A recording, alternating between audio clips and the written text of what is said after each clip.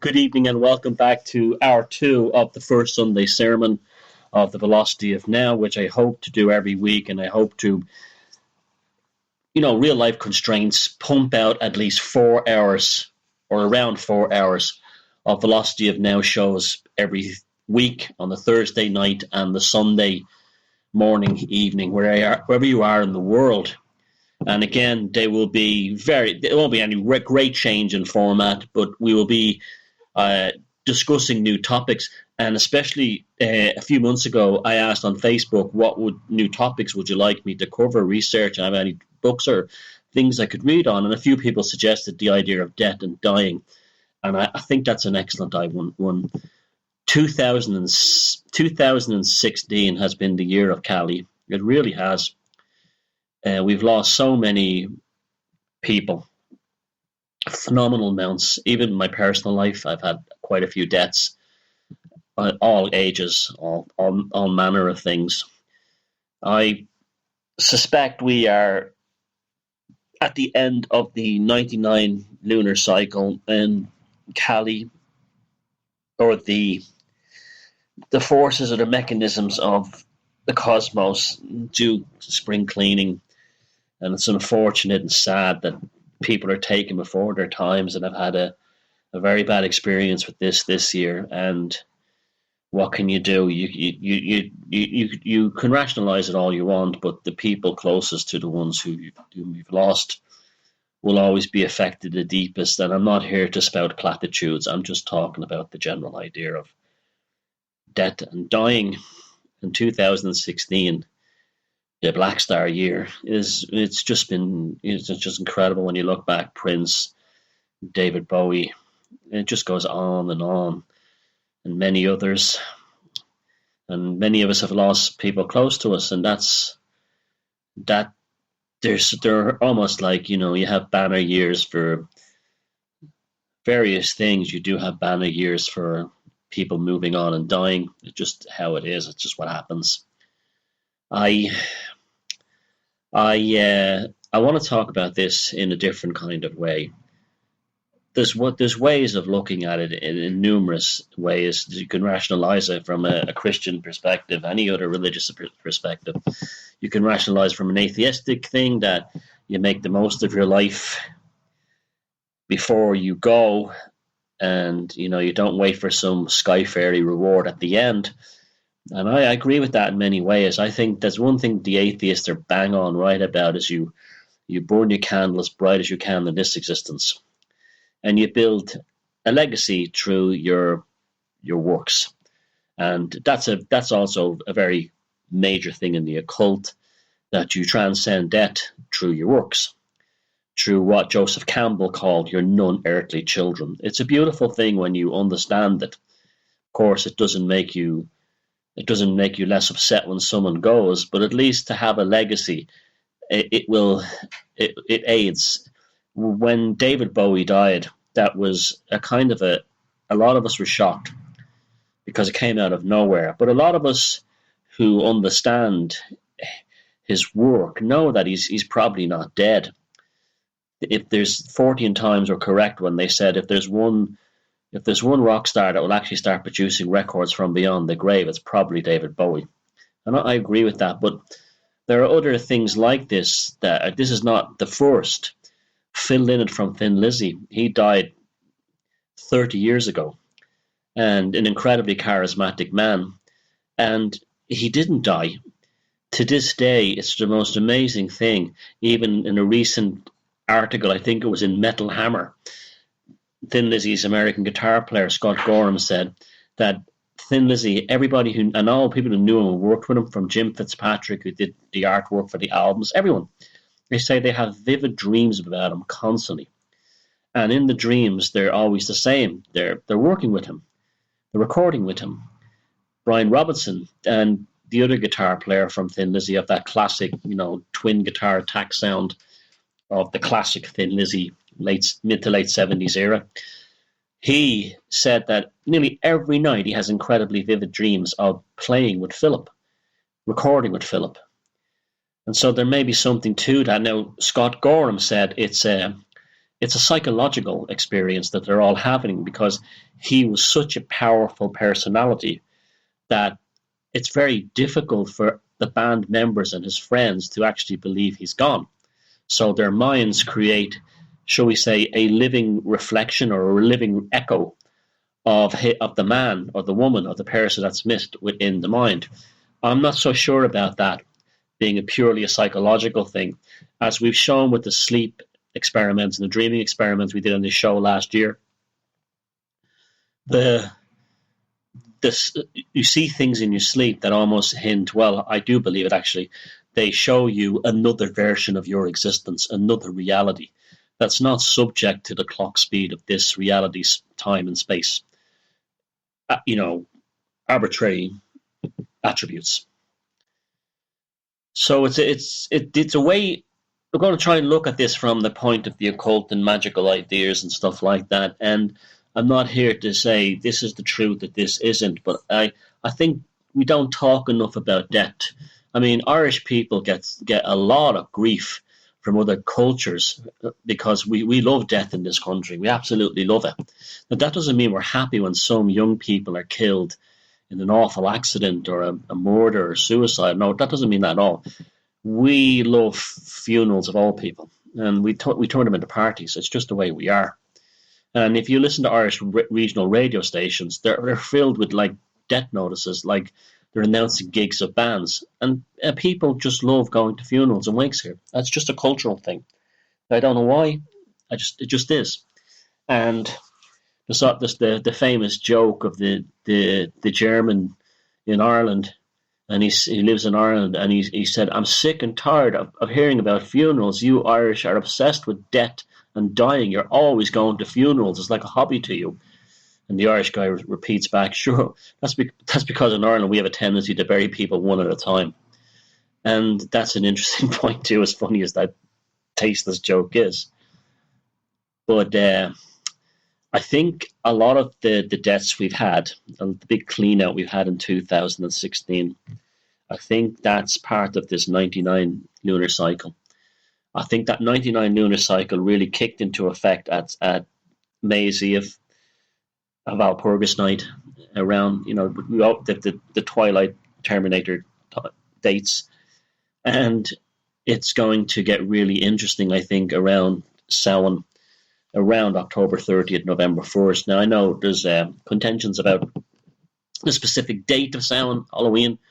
It doesn't matter. It's just like when it goes from date, it's once it's roughly in that area, and all the energy is charged into Halloween, and Christians charge it into November 1st. It doesn't matter. Whatever the energetic charge, it's like if you're putting a curse on someone, it doesn't matter if you don't know their real name and they're just using a nickname, it still works because the energy is focused upon that name of the demon. Well, the same thing with these dates. It doesn't matter how specific it is. It wasn't specific to our ancestors. Close enough is good enough, because once you're on the Terminator, the point between day and night, we're honest. Our nature is a sine wave existence, so it doesn't have to be absolute at the peak of the sine wave or at the bottom of the trough of the sine wave. Whatever the emotional charge is fixated on, that's where it goes. And I think watch out. I mean, this is not me doing astrology here. I'm not Judders, but watch out for developments as we come close to Samhain, All Saints' Day, as the Christians call it, November 1st, October 30th, around that time, a little bit after, a little before. Say a one week, shall we say, envelope either side of October 30th and November 1st. It might get very interesting, and then things should calm down again. We're already seeing an increased level of psychic activity on things like Facebook. We're seeing like the pathologicals and the meat golems firing themselves up and up and up. This is the autumnal feeding of the pathological types. I wrote about this extensively in Defeat the Demons, my second book. So, talk about defeating demons. Isn't death the ultimate demon of all that has to be defeated? And so, let's look at this from a magical point of view. And I can think of no better place to start than one of the great occultist of our time, David Conway, who's written many books on magic and given many talks and lectures on magic, and is someone who has been a big influence on me for a long time. And I'm going to read a something he wrote here on death and the meaning of life. That's someone whose books you need to check out. David Conway, by the way, that's someone you need to read. His approach to magic is very similar to mine in that it's not specifically ethnically, it's not ethno-specific in that a lot of writers will approach it like the OTO is particularly Kabbalism, and with some Hindu Vedic philosophy. He works on the general idea that it's all there, and he'll talk about it through things like even Om script and Enochian magic and runes, the works. And he's a very good source, and his writing is very approachable. And this is what he wrote in this. This is called Death and the Meaning of Life by David Conway. According to the German philosopher Arthur Schopenhauer, 1788 to 1860, death is the inspiration of all philosophy, since it inevitably leads to us to seek a meaning to the brief span of time we spend here on earth. For Schopenhauer, death is the aim, indeed the very purpose of life. Yet, although he stressed its inevitability and the suffering some endure on their way towards it, he denied its absolute reality. For him, the will to live, something common to all of us, demonstrates that death, though phenomenally real, being an event that indisputably happens, is unreal in absolute terms. Sustained by the will to live, our selfhood cannot be extinguished when we die. Like him, many of us seek grounds for believing our personality, or at least our own sense of self, will outlive the dissolution of our bodies. Physical immortality, regardless of what we do to preserve our vim and vigor, is by general consent impossible. Even if some simple organisms, unicellular protozoa, was the term I remember from some school days, can reproduce ad infinitum, forever, splitting in two, and providing no calamity befalls them, leaving no corpse in their delusory wake.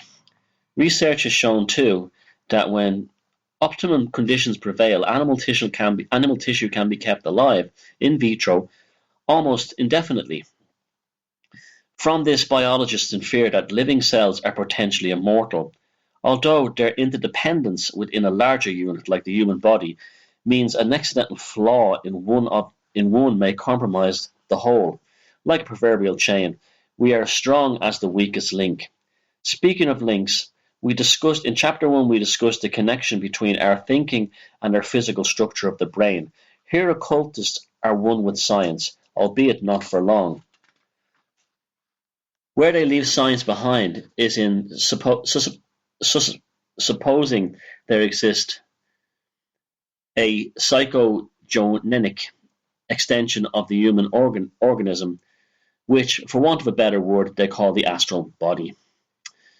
This entity, you may remember, is closely associated with the physical body, being a product of its cerebral activity, and is, if you like, the personification of its self-awareness.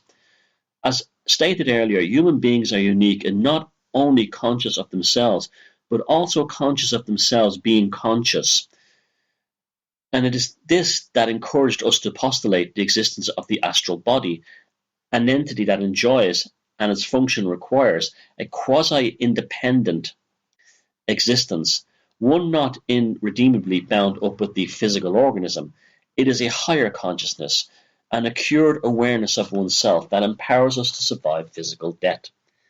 Some people argue at times naively that the similar process occurs when we lose ordinary consciousness, even during sleep, pointing out that seldom does concussion or amnesia destroy the self-awareness of a lifetime. If it did, there would be no return to normality once the effect has worn off. The belief that our displaced consciousness is sympathetically attracted to its astral embodiment, where it takes up temporary residence until its physiological changes that expelled it are no more, the individual is said to then have come to himself. What is nowadays called the near-death experience lends support to this theory, especially as those who survive such an occurrence frequently report that in the course of it they occupied what they called a body of light. Such accounts are entirely compatible with what we said earlier about astral projection. When illness or injury brings with it a real possibility of death, our consciousness may hover between two bodies, physical and astral, uncertain of which of them to occupy. It may then observe deceased friends or relatives who, as survivors report, are on hand to greet the new arrival. Herein lies the explanation for those in their deathbed visions, which have long intrigued physical researchers.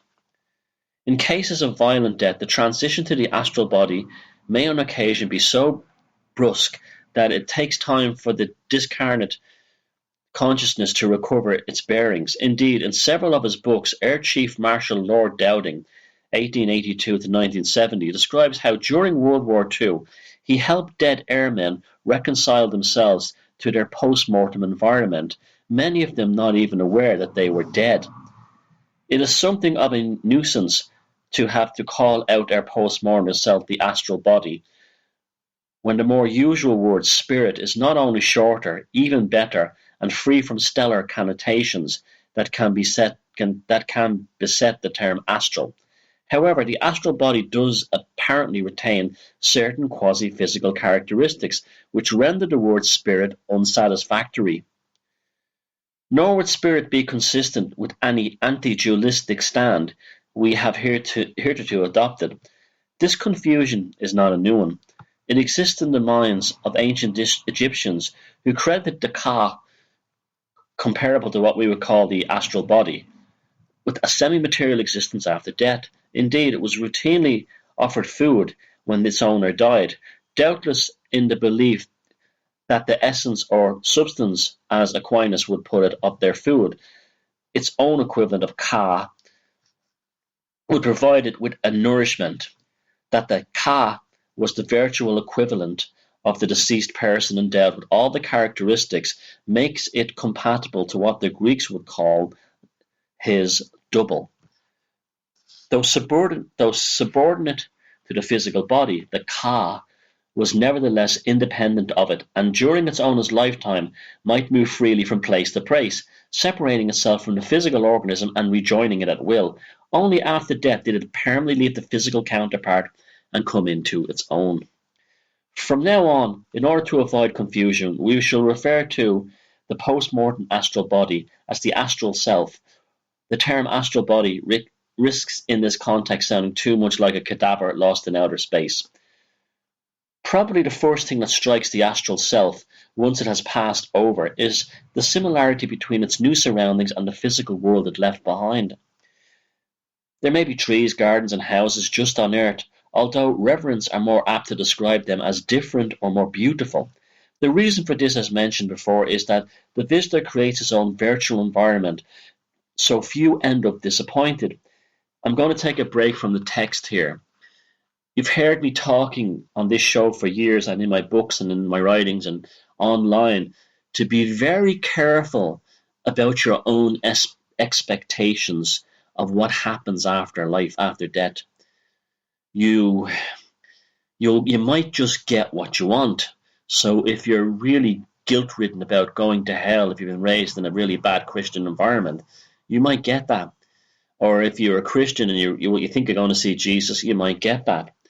But more worrying, if you're an atheist who says things like, oh, there's nothing after this, this is the end of life, it's just nothing, oblivion, you may actually be ending up switching off your spirit or your astral state. So be very careful with that. Returning to the text. Indeed, spiritualistic literature is replete with banal descriptions of what life is like beyond the veil. There is, it seems, musically minded people gathered in vast halls to listen to spirit orchestras. Doctors pursue their research in well-equipped laboratories without recourse to vivisection. Great writers write, and given that someone must keep the lawns trim, spirit gardeners garden away contentedly. I was saying, breaking from the text, as I was saying about Phil Lynott and David Bowie still recording in the other world. The work goes on. And that's something I find very comforting. There used to be even reports of animal lovers running rehabilitation centres for cattle slaughtered in the stockyards of Chicago, now gone and suddenly transported, much to their bewilderment, to lush spirit meadows. Everyone, in short, is assured of a heavenly time, all of their own making. Before then, and on this, occultists, normally a disputous bunch, seem to concur. The newly deceased will have observed, as in a film run backwards, a retrospect of their life just ended. An experienced survivor of near death have frequently reported. While this is happening, or else at a second encounter, here there is no unanimity. The observer is made to experience the impact, good and bad, of his past or his or her past behavior on others. For Blavatsky, with her penchant for things oriental, it was a glimpse of the karma occurred in one's lifetime, just completed, referred to by her and others, notably Rudolf Steiner, as an encounter with the dweller on the threshold. Known also as the guardian of the threshold, this formidable entity, or at least the name it goes by, was the invention of Edward Bruno Lytton in his novel Zanoni, 1842, a book that influenced many well-known occultists, some less keen than others to admit it. Eventually, the light. See, this is one of the problems I have with both Blavatsky and Steiner.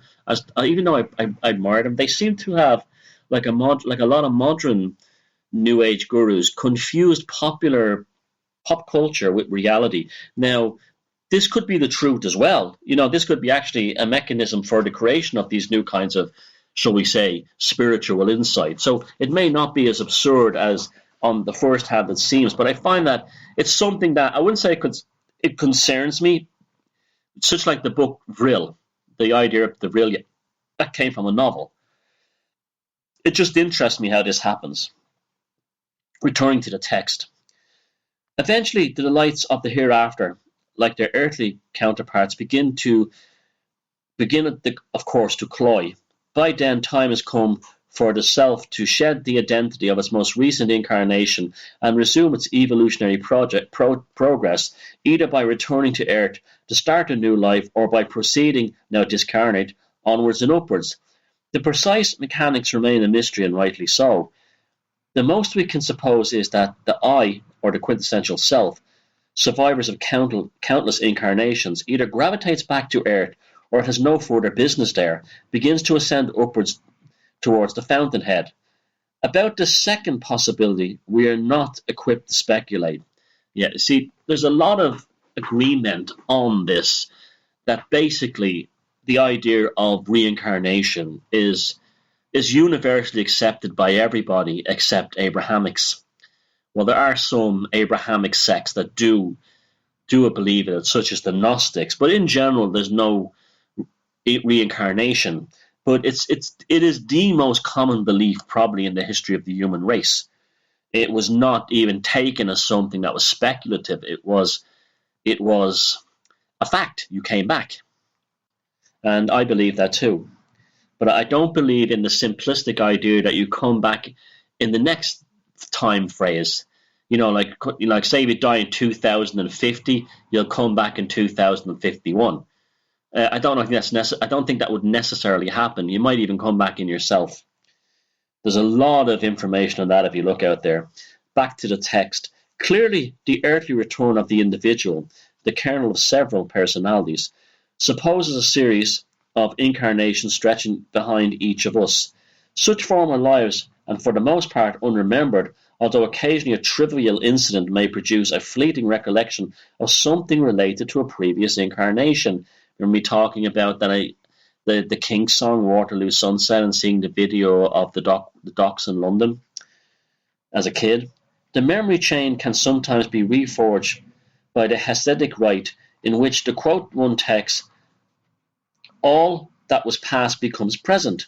Even so, the difficulty about remembering previous lives is that the subconscious, give it free rein, will set about inventing incarnations to flatter its lofty pretensions. This is why so many people claim to have been formerly Egyptian princesses, Chinese courtiers, or Knights Templar, and why we never find among them an erstwhile street sweeper, stevedore, or fishwife. Well, I was a dock worker, so I'm not one of them. Occultists have an advantage that when they die, they have. Now, this is the part of the text I want you to pay very careful attention to. Occultists have the advantage that when they die, they have an inkling of what to expect. Well, more than just an inkling, as some will already explore the lower astrals in their ritual work or during astral projection. It is true that spiritualists share this knowledge to some extent, but the occultist, because of his experience with thought forms, better understands the laws that govern his new environment. He will not, for example, take at face value those spirit concert halls or the spirit cows chewing their cud in Verdan's spirit pastures. Not that he need forego the music or whatever else is on offer, just because he knows deep down it is only as real as he makes it.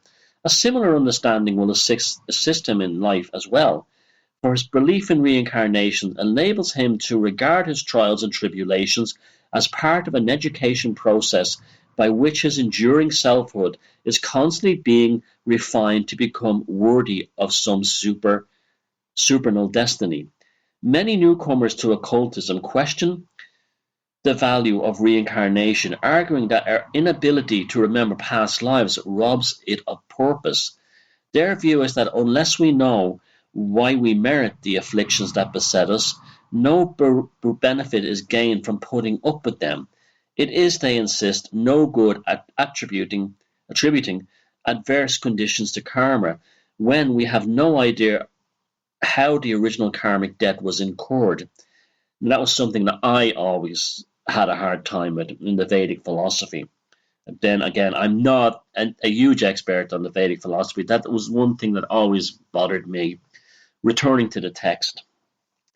There may be something to be said for such a view, but the idea of retribution for specific offences is not fundamental to a belief in reincarnation.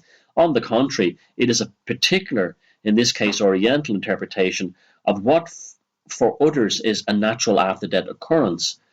Uncertainty about the ethical implications compels no one to reject the phenomena itself.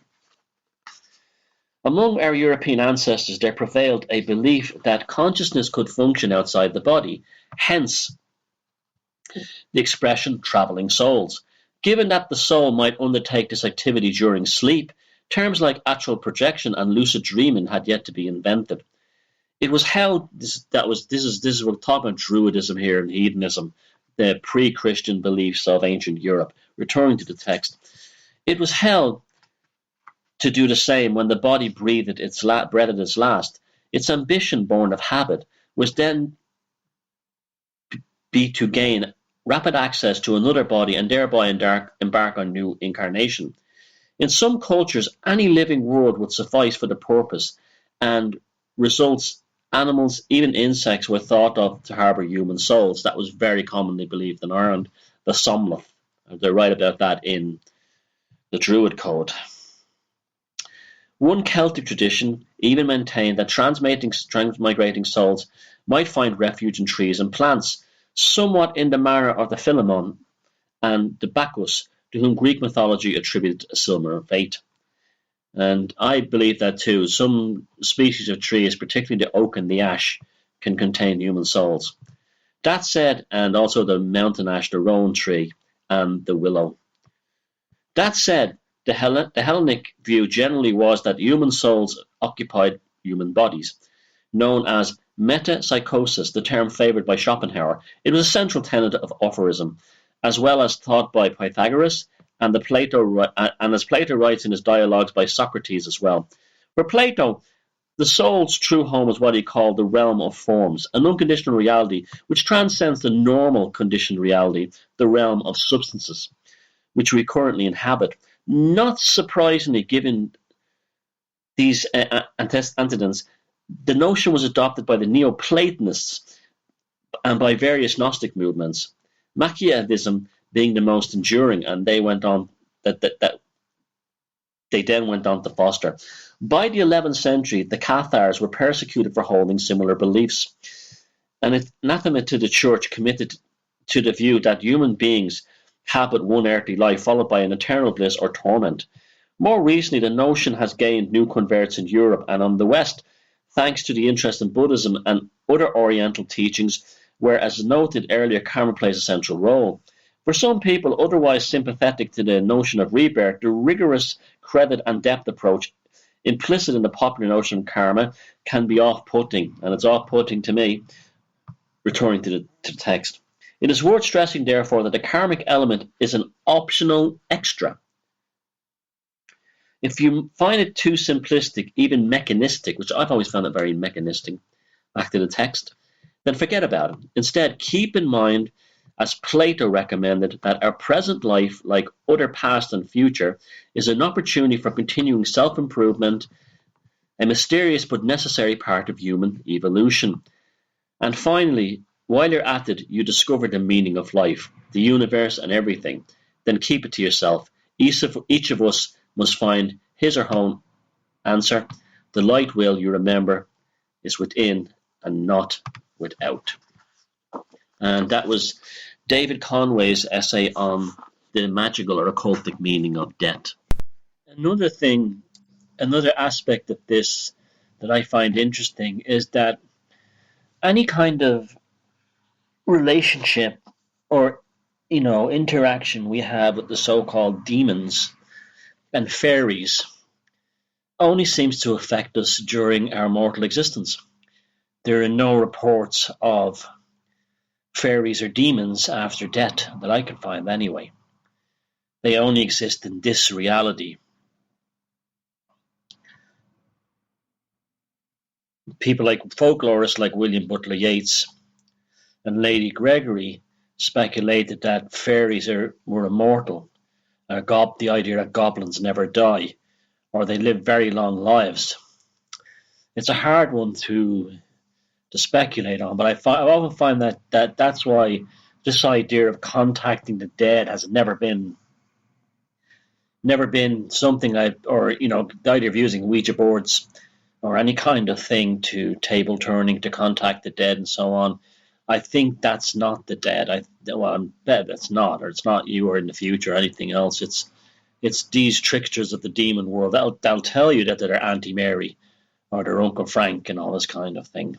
See, it's just like the reincarnation thing, that people think they come back as, I think they lived previous lives as Cleopatra and so on. People who have success with Ouija boards or automatic writing or channeling, they tend to be extremely narcissistic individuals who think that of all the people in the universe, they're the ones who Carl Jung, Jesus Christ, or Andy Gibb, or one of the Bee Gees contacted them. And because they think this is it's the same thing it's a form of fantasy, wishful thinking. They're often people who are failures, that it would be failures at everything else they ever did in their lives. Some might be nice people, most would not be though. And so they develop this idea that they have a hotline to the other side, and it's almost like they're the celebrity's favorite on this planet when they channel. But they're not actually talking to anyone other than they're either liars making it up in most cases, or they're being lied. Demons are whispering in their ears and the others. They're not. The channeling is not real in terms of what it claims to be. So this idea of us coming back and there's no karmic debt. Someone posed that question to me recently. They said, "Do you believe there are afterlife consequences?" And I says no, in the sense that you don't get punished, but I would say yes, in the sense that you would have some kind of lingering memory of something you might have done wrong in a previous life or pain you caused. For instance, like people who are vegans in this life may have been workers in abattoirs in a previous life, or slaughterhouses. It's something to consider. Like there's so much, like you hear a lot of these, like these truthers going on about, oh, there's all these Israeli lovers out there. They all love Israel. Everyone, all these Israeli lovers. There were so many of them. Why are there millions of people who are not Jewish who all love Israel and brown nose them and kiss their ass? Well, perhaps they were the Nazis who were killed in World War II. Perhaps they were part of the Third Reich. Perhaps they were SS Eisengroup and extermination squads in the Eastern Bloc, on the Eastern Front during Operation Barbarossa. Perhaps that's what they were. I find that, and they came back in this life. Now, of course, people say, well, Israel is a warmongering society, but that's because the psychopaths are in charge and running Israel. But they are using this goodwill towards the state of Israel to do wicked things on the people next door. Suppose like all these suicide bombers and all these ISIS people in the future life, they may come back as something else, like a peace worker or something working towards peace. I find that interesting. Maybe politicians who've been murdered, like, say, JFK or what's her name, Joe Cox, maybe they'll come back in the next life not wanting anything to do with politics. You know, you can apply all these things to it. So while there's no afterlife punishment, so your Adolf Hitler, your Joe Stalin, or your Pol Pot, you die, you don't go to hell, unless you may have this extreme programming premonition like Henry VIII did, which is why he paid for plenary indulgences to be said right up to the present to get his soul out of hell and put it back into heaven, although he carried a phenomenal burden with him. There may be, you know, for instance, look at Anne Boleyn, right? Now, Anne Boleyn is generally attributed with destroying the Catholic Church in Northern Europe. If she didn't, you know, like, she was the hussy who took down the Catholic Church, got Henry VIII to leave Catherine of Aragon, got her head chopped off. Now, she's a remarkable figure, and there's a great interest in her, especially how she lived and how she died, and she was accused of witchcraft and everything. And I think there is actually something to prove, or at least work on, that she probably was a witch. Now, what I find interesting about Anne Boleyn, and this is like something that it came to me last week, just thinking about her. There's no real picture of her exists, but I was watching some BBC old drama online about it, and Anne Boleyn went to France and lived in the court of, I think it was James, or Henry, I can't remember what king it was in Paris. And while there, we don't know, for instance, what she got up with. Now, there was a lot of occultism in France at that time, right before the Reformation. And this is one of the charges, like the Huguenots and French Protestants used against the Catholic authorities in France, is that they were involved in witchcraft and occultism, witchcraft as they call it, later on when the Reformation happened. What if, now hold on to your knickers for this one, what if Anne Boleyn was the reincarnation of a Cathar, and she came back to destroy the Catholic Church for the revenge of the Albigensian Crusade, when the Catholic Church and the Vatican absolutely commit unbelievable atrocities upon the people of the Cathar regions of southern France and northern Spain. What if she was a reincarnation of someone who'd been horrifically tortured and murdered by a member of the Inquisition, came back and completed the karmic cycle, not by, say, her being made into a wonderful being on the reincarnation, but actually fulfilling the karmic debt, shall we say, of the Vatican by having an affair with Henry VIII and giving birth to Queen Elizabeth and basically ending the Vatican homogeny in Europe. What if Anne Boleyn was a reincarnated Cathar? Something to consider and think about.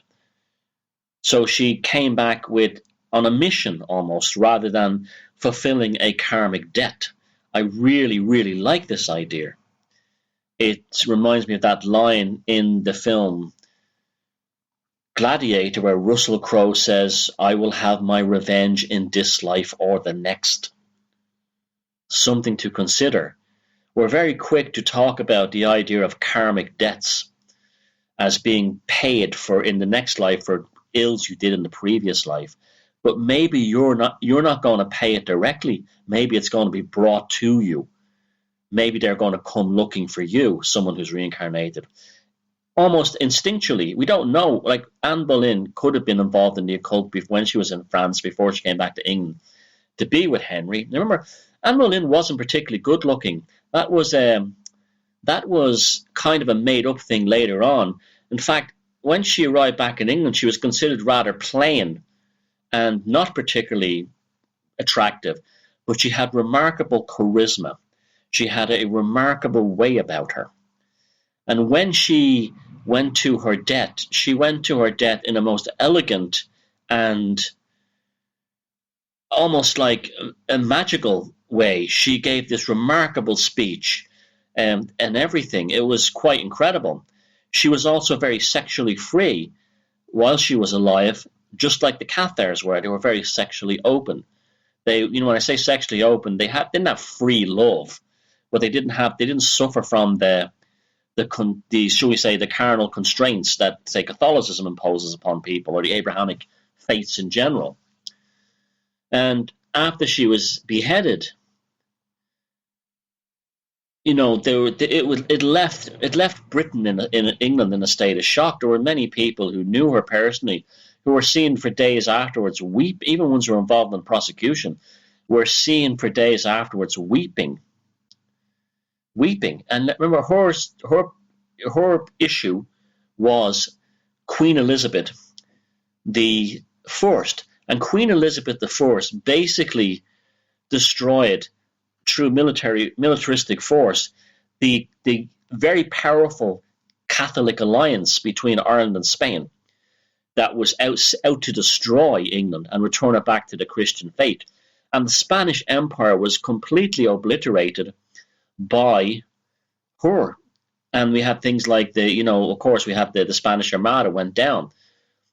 Now this all happened because of, maybe Anne Boleyn brought back the karma of the Cathars and visited upon the Catholic imperialistic objectives. Catholicism never recovered in Western Europe after the Reformation. Never.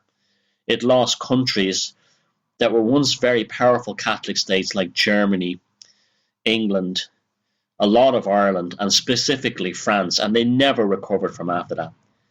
And so this is the idea of that you can come back with a mission. And that doesn't make and all of a sudden the idea of all these people who love Israel all around the world today, it doesn't seem so strange after all. They were perhaps ex-Nazis who are, shall we say, atoning in a way. Interesting way to think about this stuff.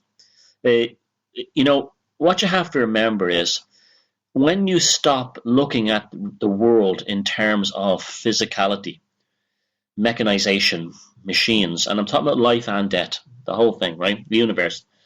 And rather you see it as a form of energy, well then our time on this earth, we're almost like refugees within this energy war. And we become less refugees by, say, learning the tricks of the system.